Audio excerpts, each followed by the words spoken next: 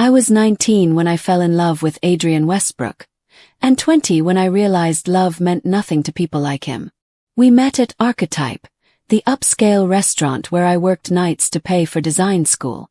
He came in every Thursday, always alone, always kind to the staff. Most wealthy clients treated us like furniture. "You're different," he said one night, noticing my sketchbook during my break. "These designs, they're incredible. I should have known better. Girls like me don't end up with boys like him." But Adrian seemed genuine. He pursued me with flowers, handwritten notes, and conversations about art and dreams. For months later we eloped to Vegas. "We'll tell my family when the time is right," he promised. "They'll love you once they know you." Time was never right. Until I got pregnant. "We need to talk to my mother," Adrian said 3 months into my pregnancy, his face pale. The Westbrook estate was a monument to old money. Marble floors, crystal chandeliers, and the cold perfection of people who'd never struggled. Georgina Westbrook waited in the drawing room like a queen granting audience. She was beautiful in the way ice sculptures are beautiful, perfect and untouchable. "So you're the girl who trapped my son," she said before I could even sit down. "I didn't trap anyone. We're married. We're having a baby." Her laugh was crystalline and cruel. "Married? That little Vegas mistake. Adrian was drunk. Clearly you took advantage." "Mother, that's not." Adrian started. "Quiet." She silenced him with a look.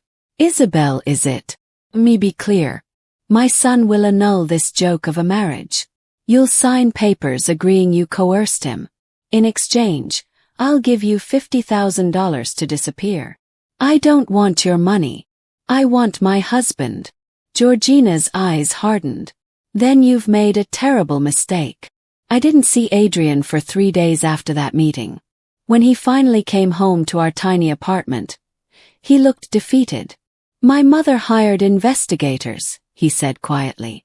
"They found your bankruptcy filing, your mother's medical debt.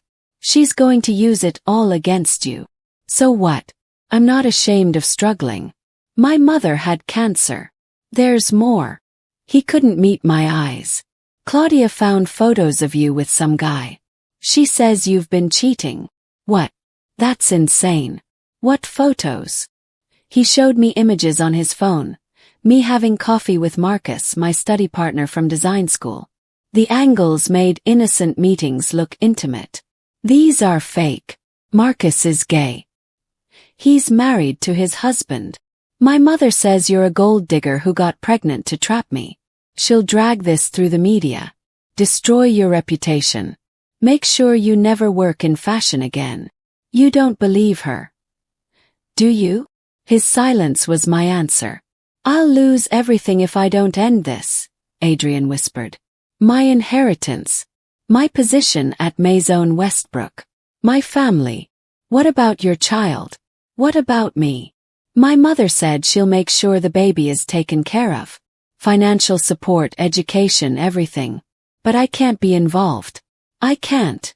His voice cracked. "I'm sorry, Isabel. I'm not strong enough." I watched the man I loved choose money over our family. In that moment, I understood. Adrian wasn't a victim. He was a coward. "Sign the papers," I said, my voice hollow. "If you don't want us, we don't want you." He signed them that night. The next morning, I returned from a doctor's appointment to find security guards at the Westbrook estate gates. Adrian had apparently been staying there since our conversation.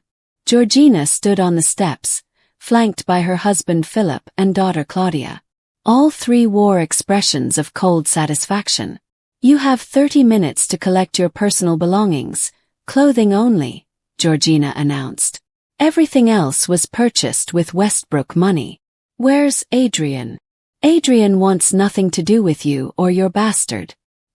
He knows you've been unfaithful." "That's a lie." Claudia held up the fabricated photos. "Evidence doesn't lie. You do." I was escorted off the property with one suitcase. My phone, on Adrian's plan, was disconnected within the hour. My bank account held $347. I tried calling Adrian for 3 days. On the 4th, I received a cease and desist letter threatening harassment charges. Homelessness is a special kind of terror when you're pregnant. I lived in my 1998 Honda Civic, showering at truck stops, eating food bank donations. Job applications went nowhere. I was visibly pregnant with no recent references. Finally, I found work at a 24-hour laundromat. Mrs. Kim, the elderly owner, paid minimum wage and looked the other way when I slept in the back room. 7 months my car died completely. At 7.5 months, I went into premature labor. I gave birth alone at County General Hospital to a 5-pound girl I named Hope, because it was all I had left. In the hospital recovery room, holding my daughter, something inside me crystallized. I'd been crying and hoping for months. Hoping Adrian would realize the truth. Hoping his family would show mercy. Hoping for rescue. I was done hoping. Looking at Hope's tiny face, I made a promise. I would build a life so successful, so powerful, that the Westbrooks would one day regret ever knowing my name. Not through revenge. Through excellence. Mrs. Kim became my savior. She let me and Hope live in the apartment above the laundromat in exchange for managing the business. I worked every minute Hope slept. But I was also designing. Late nights, using discount fabric, I created something different. Elegant professional clothing for working women that cost under $50. Clothes that made women feel dignified regardless of their budget. I called the line Dignity. I sold pieces at weekend markets. They sold out immediately. Working mothers, teachers, nurses, women overlooked by high fashion, became my customers. By year 2 I had an online store. By year 3, a small warehouse with 6 employees. Dignity exploded because I understood something Maison Westbrook never could. Most women aren't rich, but all women deserve to feel beautiful. My designs were simple, flattering, and affordable. My marketing featured real women. Not models but teachers and office workers and single mothers. Social media embraced it. A celebrity wore Dignity on a talk show. Why should fashion only be for rich people? This dress cost $42 and I feel amazing. By year 5, Dignity was worth $80 million. By year 7, $300 million. I operated 25 stores and a massive online platform. I was a ghost CEO. No press, no photos, just results. At 29, I purchased a modern hillside mansion in the city where I'd once been homeless. I didn't know it was 2 miles from the Westbrook estate. I didn't care. They were irrelevant to my life now. Hope was 9, brilliant and kind. She knew her father wasn't ready to be a dad.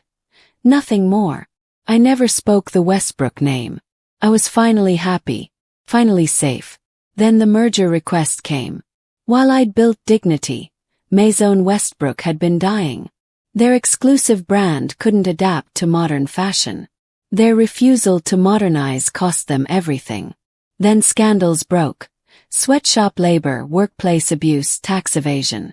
Adrian's 3rd failed marriage became tabloid fodder. By year 10 they were $200 million in debt. Doors closing. Stock crash. They needed a buyout. 3 companies were interested, including Dignity. My team handled negotiations. Until Georgina insisted on meeting with the CEO personally. I agreed. I walked into the conference room wearing a custom Dignity suit worth more than Georgina's entire outfit. For a moment she didn't recognize me. Then her face went white. "Hello, Georgina. It's been a while." Adrian looked like he might vomit. Claudia's expression cycled through shock and terror. Philip tried to maintain composure. "Ms. Morgan. We weren't aware you were associated with Dignity. I built it. From nothing. After your family made sure I had nothing." Georgina defaulted to her old patterns, trying to take control. "If you have personal grievances." Grievances? Is that what you call throwing a pregnant teenager onto the street with fabricated evidence? Adrian flinched. "That was 10 years ago," Georgina said coldly. "Ancient history. We're here for business. You're here because you're broke. Your company is failing. And the only person willing to buy your assets is the woman you tried to erase." Georgina's mask cracked. What do you want? Money. Public apology. I don't want anything from you. I never did. I stood gathering my papers. Dignity doesn't need Maison Westbrook. You need us. And I'm not interested. Wait. Adrian's voice was desperate. Isabel, please. I know I don't deserve anything from you, but 300 people will lose their jobs if we go under. People who had nothing to do with what we did to you. You didn't care about me losing everything. Because you're better than we are, he said quietly. You always were. His words hit harder than expected. I left without answering. That night, Hope asked me something that shattered my carefully constructed walls. Mom, why were those people so scared of you today? Froze. You saw that. Your assistant was video calling. I saw it on her tablet. Hope's eyes were curious. The old lady looked afraid. And the man? He kind of looked like me. Same eyes. My heart stopped. Is he my father? The scared man. Could lie. Should lie. But I'd built my company on authenticity. Yes, I finally said. He is. Why doesn't he want to know me? And there was the knife in my heart. The next morning, a hand-delivered letter arrived at my gate. From Adrian. Marked private, please read. Inside wasn't an apology. It was a confession with evidence. Adrian had documented proof that Georgina and Claudia fabricated the infidelity evidence. Emails planning it. Payment records to the investigator. Text messages joking about getting rid of the gold digger. He wrote, I'm not giving you this to save the company. You deserve to know the truth was worse than you thought. They plotted your destruction. I was too weak to stop them. Do whatever you want with this. But if you have any photos of our daughter, I'd like to see her face once. I don't deserve to be her father. But I'd like to know she's real and she's loved. P.S. Her name is Hope. It's beautiful. I hope she never knows what a coward her father is. I held evidence that could destroy the Westbrooks completely. Public humiliation. Criminal charges. Total ruin. I could save or end 300 jobs. I could give Hope her father or protect her from him. I had all the power now. So why did I feel so empty? I visited Mrs. Kim at the original laundromat, now renovated and employee-owned, thanks to my investment. You look troubled, she said, pouring tea. I told her everything. So now you can destroy them, she said thoughtfully. Will it make you happy? They deserve it. Maybe. But does Hope deserve to watch her mother become like them? The words hit like a slap. What should I do? Only you can answer that. But ask yourself, what would the Isabel who held her newborn baby in that hospital want? Revenge. Or something better? I spent 3 days wrestling with the choice. Then I called a meeting with the Westbrooks. They arrived at my office looking terrified and desperate. I've reviewed your proposal, I said calmly. And the evidence your son provided me. Georgina's face drained of color. What evidence? Proof that you and Claudia fabricated evidence of my infidelity. Emails. Payment records. Everything. Claudia looked like she might faint. I could destroy you with this. Criminal charges. Public humiliation. You'd lose everything. Please. Georgina started. I'm not finished. Dignity will acquire Maison Westbrook's assets, but not as a merger. As a complete takeover. You'll have zero control. Your brand will be dissolved into mine. Philip started to protest, but I held up my hand. The 300 employees will keep their jobs with better pay and benefits. Your sweatshop labor ends immediately. Fair wages or nothing. That's, Georgina tried. I'm still not finished. You 3 will resign from all positions immediately. You'll publicly apologize. Not to me, but to every person you've exploited over the years. You can't. I can. Because you need me, and I don't need you. There's one more thing, I said, looking at Adrian. You wanted to see your daughter. That's not my decision to make alone. It's hers. Adrian's eyes filled with tears. If Hope wants to meet you, I won't stop her. But you don't get to be her father until you earn it. Supervised visits. Therapy. Proof that you're not the man who abandoned her. I'll do anything, he whispered. We'll see. Hope deserves better than promises. She deserves action. The Westbrooks held a press conference the next day. Georgina, Philip, and Claudia stood before cameras and apologized for decades of exploitation, abuse, and corruption. They announced their resignations and the dissolution of Maison Westbrook. Adrian stood separately and did something unexpected. He told the truth. 10 years ago, I abandoned my pregnant wife because I was too weak to stand up to my family. I let them destroy an innocent woman. I have a daughter I've never met because I chose money over her. I'm not asking for forgiveness. I'm just acknowledging the truth. The media firestorm was immediate and brutal. That night I sat down with Hope and told her everything. The truth about her father. What the Westbrooks did. The choice she now had. Do you want to meet him? Yes. Hope was quiet for a long time. Is he a good person now? I don't know. But he's trying to be. Then I want to give him a chance. Not because he deserves it. But because I deserve to decide for myself. My 9-year-old daughter was wiser than I'd been at 19. Adrian met Hope in my office with a therapist present. I watched through one-way glass, my heart pounding. Hi, he said nervously.